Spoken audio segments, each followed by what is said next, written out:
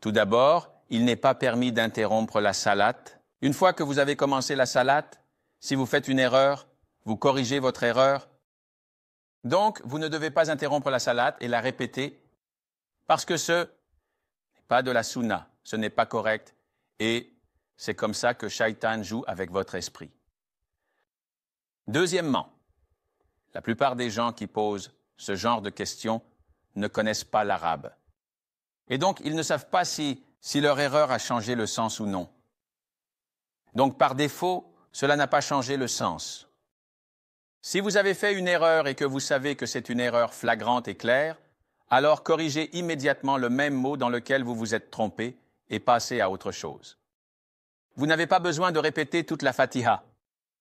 Donc, si vous avez fait une erreur dans un mot et que vous l'avez identifié immédiatement, il suffit de lire ce mot correctement et de passer à autre chose et citer le reste des sourates et continuer votre prière. Troisièmement, beaucoup des erreurs commises ne sont pas des erreurs. Je fais beaucoup de séances de conseil et beaucoup de ceux qui viennent me voir disent « Cheikh, j'ai fait une erreur ». Cela a changé le sens et la prière est invalide et ils commencent à pleurer et à sangloter. Et je frappe, je leur donne 2 claques sur le visage. Il n'est pas permis de frapper le visage, mais ils ne sont pas devant moi, donc c'est un geste métaphorique. Et je les réveille et je dis « Vous ne connaissez pas l'arabe. Comment savez-vous que vous avez fait une erreur? Récitez-le-moi. » Et ils me le récitent. Parfaitement, comme des Arabes. Je ne sais pas, Cheikh, j'ai fait une erreur. Je pensais avoir dit, mais j'ai dit, c'est la même chose? Et le gars a dit, non, j'ai dit, Rir el-Mardoub alayhim wa-ddallin.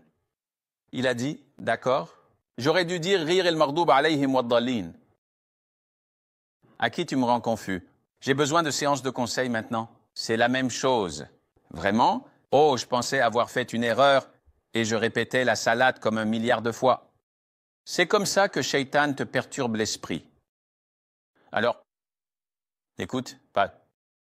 Si tu as un doute, va voir le cheikh et demande-lui, l'imam de la mosquée, un arabe.